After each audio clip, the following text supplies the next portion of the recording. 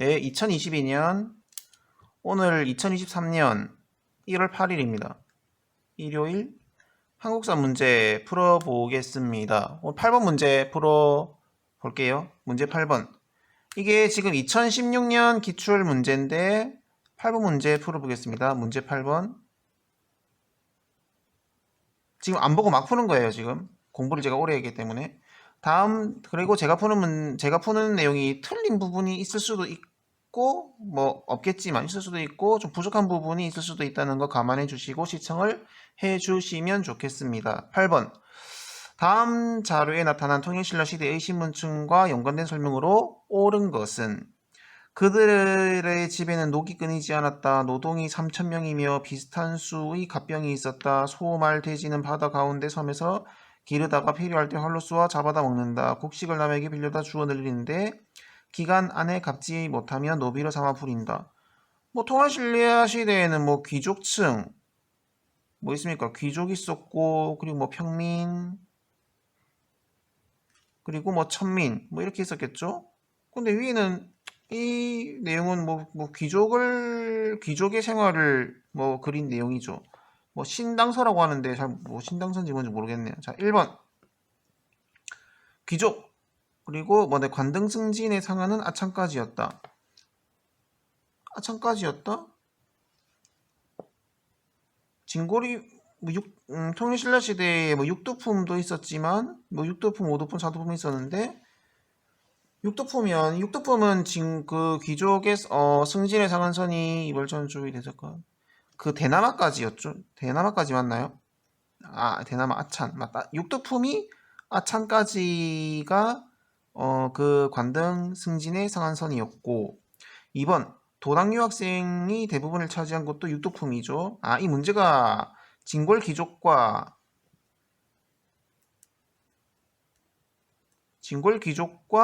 뭐 육두품을 뭐 비교하는 문제 같네요, 보니까. 그리고 3번 돌너지 덧널 무덤을 묘제로 사용하였다. 돌너지 덧널 무덤을 묘제로 사용한 것은 필기한 걸 좀 뺏겨보면 신라 초기라고 하네요. 그렇죠. 돌무지 덧널 무덤은 신라 때, 통일신라 되기 전에 뭐 돌무지 덧널 무덤을 썼다. 이런 내용이 기억이 나거든요. 정확하게는 모르겠습니다. 어쨌든 이것은 통일신라니까 신라는 아니다. 이렇게 보면 될 것 같고 4번 시급, 전장 등을 경제적 기반으로 하였다. 뭐 정확히 모르겠지만 4번이 일단 1, 2, 3번이 확실히 틀렸고 뭐 4번은 뭐 전반적으로 맞는 느낌으로 보이네요. 정답은 4번. 이 문제 한번 짚고 넘어가 보고 갈게요. 1번에 관등 승진의 상한선은 아창까지였다. 이거 보면 그 골품제 내용이죠. 골품제에 대해서 제가 뭐 아는 것까지만 대략적으로 한번 써보고 가겠습니다. 골품제라고 하면 먼저 보통 골품제라고 하면 뭐 통일신라 시대 골품제를 얘기를 하는데 고구려는 뭐 14등급 그다음에 고구려는 14등급 백제는 14, 16, 17이죠. 신라는 17등급으로 나누어서 이런 뭐 정확하게 모르겠어요. 뭐 관리들의 이런 그 등급이 있었죠. 그리고 사실 이 고구려, 백제, 신라 모두 다 골품제라고 하지만 우리가 대표적으로 배우는 게 신라의 골품제를 뭐 배우니까 뭐 신라의 골품제를 대표적으로 배우고 있다. 뭐 이렇게 제가 알고 있고 신라의 골품제는 보통은 뭐 이벌찬 뭐 이런 걸 다 안 외우더라고요. 외우라는 분들도 있고 안 외우는 분들도 있는데 저도 이걸 다 17등급을 전부 관직 이름을 외울 필요는 없죠. 모든 관직 이름을 외울 필요는 없다. 그런데 중요한 건 외워야겠더라고요. 보통은 뭐 이벌찬은 맨 위에 있으니까 외우고 이벌찬이 맨 위에 있죠. 관등승진의 1번이 이벌찬이고 맞죠? 이벌찬이고 그리고 뭐 17등급이 조위 이거거든요. 그리고 이 보기에 나왔던 것처럼 아찬이 있으니까 아찬이 6등급이었나요? 아찬 6등 제가 알기로 6등급이 아찬으로 알고 있는데 뭐 이 정도는 기본으로 외워야겠죠. 근데 저는 개인적으로 더 외우고 있는 게 조위 대사 12등급 대사 외우고 그리고 10이었나? 10 맞을 거예요. 대사 대남아 아찬까지 대하찬 저는 개인적으로 이렇게까지 외우고 있습니다. 이렇게까지 뭐 이렇게까지 외워야 되는 이거 뭐 이거만 외워도 되냐 아니면 이거 이렇게까지 외울 필요 있냐 그거는 모르겠지만 뭐 최소 이벌찬 뭐 아찬 이 정도는 이 보기에도 아찬이 나왔으니까 이 정도는 알아야겠죠 이제는. 그리고 이게 뭐냐면 어쨌든 이렇게 저도 이 사이에 다는 모릅니다. 외우기 귀찮고 외우기 싫어서 안 외우고 있고 이 정도만 외워도 평균보다 좀 더 많이 외우고 있다는 생각은 들고 있습니다. 어쨌든 이렇게 신라의 골품제는 17등급으로 이런 식으로 이루어져 있다는 것이고 그리고 이 대사까지가 어떻게 사도품은 대사까지 승진이 가능하고 그 다음에 오두품은 10등급까지 승진이 가능하고 그 다음에 아창까지가 6두품이 아창까지 가능하고 그 다음에 이건 진골귀족은 뭐 1등급까지 다 승진이 가능했죠.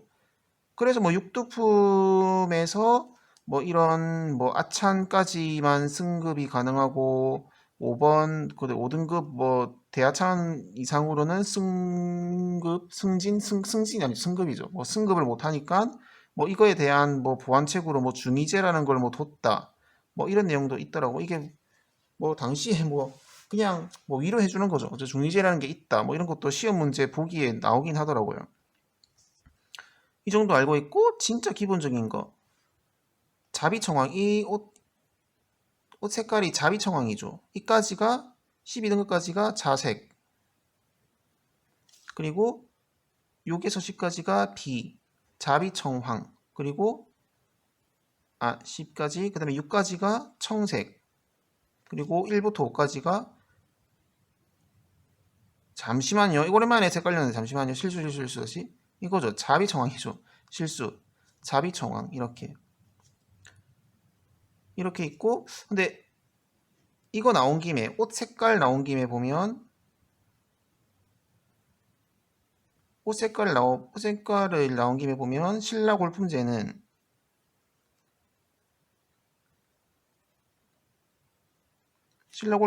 어떻게 자비청왕이고 근데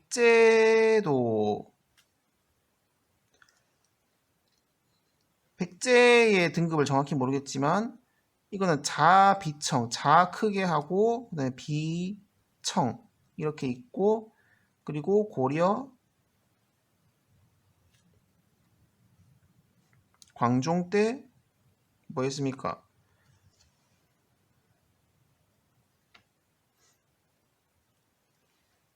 뭐 고려 광종 때 뭐 백관에 뭐 공복 지정을 했죠. 공복 지정을 했는데 공복을 제정을 했고 여기에서는 자단비록이죠.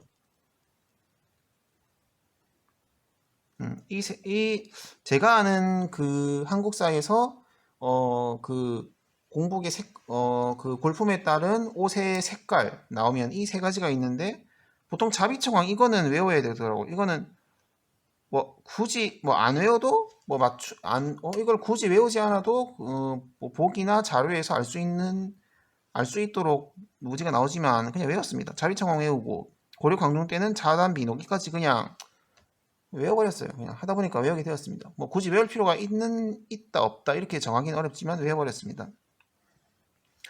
어쨌든 이렇게 자단비록이고 자비청이고 이 정도로 그 다음에 그렇죠. 그 다음에 2번 보기를 보면 도당 유학생들이 대부분 차지하였다.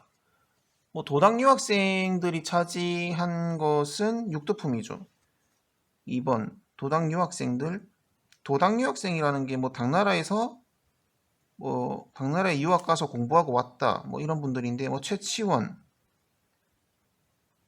한 명밖에 모르겠네요. 최치원 한 명밖에 모르겠는데 어쨌든 이런 분들이 대부분 육두품이었다는 거 이렇게 알고 있고 그다음에 넘어갈게요. 3번 돌무지 덧널 무덤이니까 이 그 삼국시대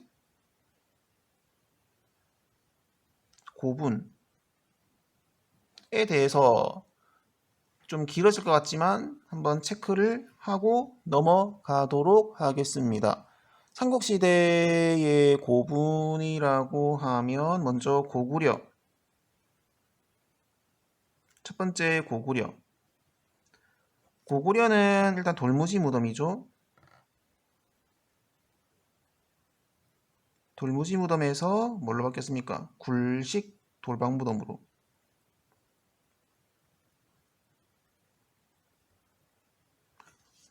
뭐 돌무지 무덤은 뭐 돌무지 무덤이고, 돌무지 무덤은 뭡니까? 그 고구려의 장군총이죠. 장군총이 뭐 장수왕의 무덤으로 추정을 한다고 했나요? 장수왕의 무덤?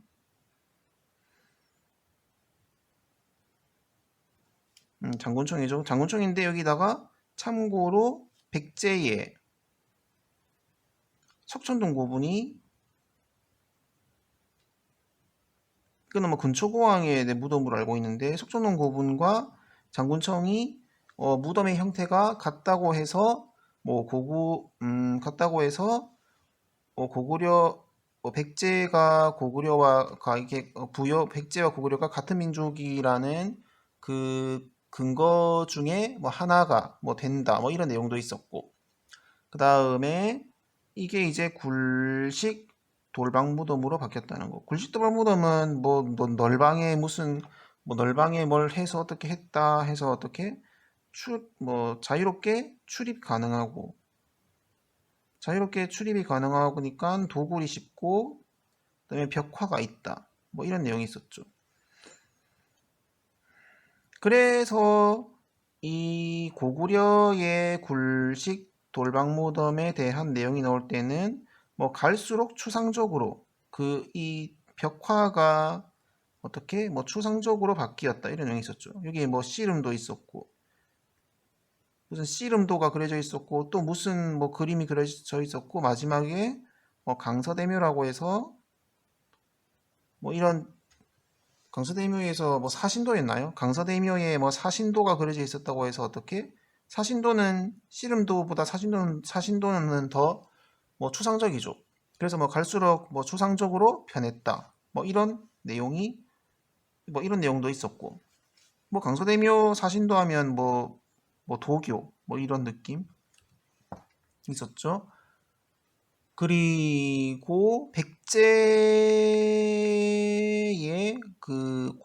백제의 고분의 특징은 크게 세 가지로, 백제의 수도에 따라서, 백제의 수도는 처음에 뭡니까? 처음에 한성이었고, 그 다음에 두 번째는 웅진, 세 번째는 사비. 한성, 웅진, 사비였죠.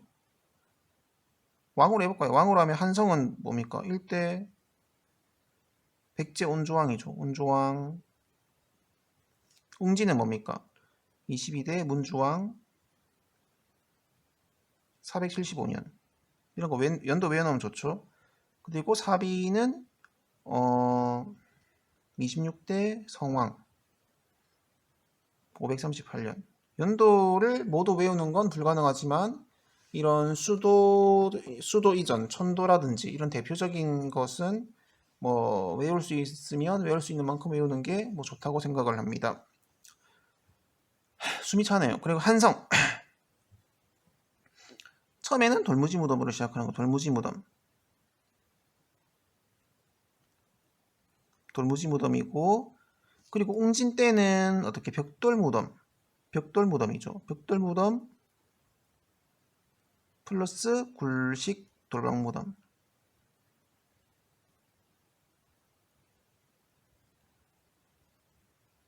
그 다음에 사비 때는 이게 교과서마다 다른지 모르겠지만 제 교과서에는 작고 세련된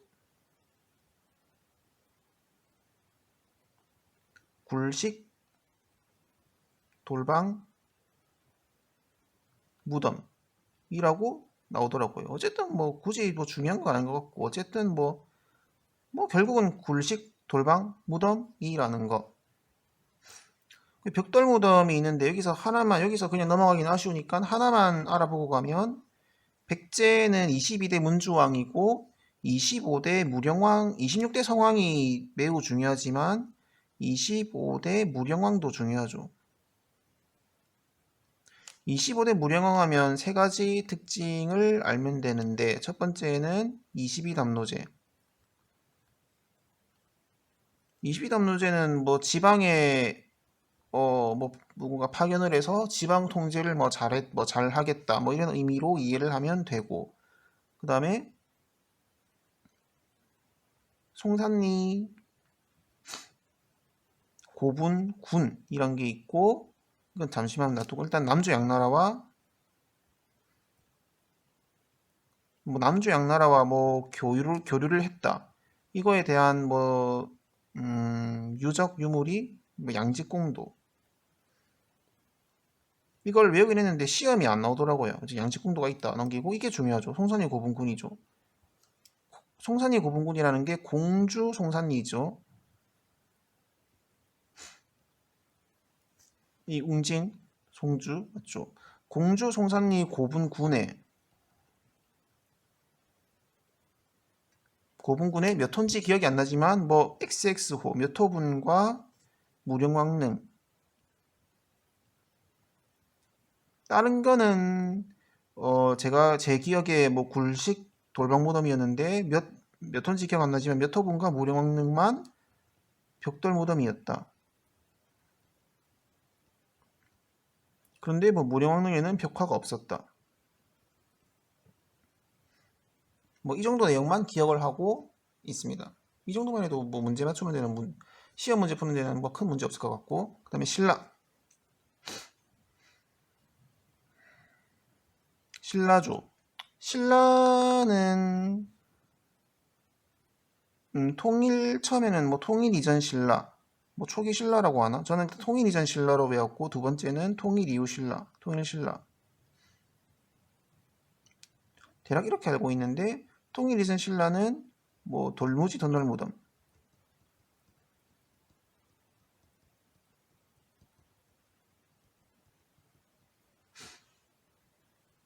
그리고 통일 신라 때는 굴식 돌방무덤.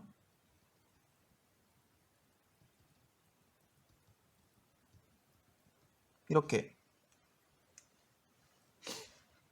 뭐 이렇게 알고 있습니다. 이렇게 알고 있고, 뭐 돌무지 덧널무덤은 이렇게, 이건 자세히 모르겠네. 돌무지 덧널무덤은 어떻게 이거 뭐죠? 돌무지 덧널무덤 하면 뭐 정확히는 모르지만 키워드가 껴묵거리가 있는 거,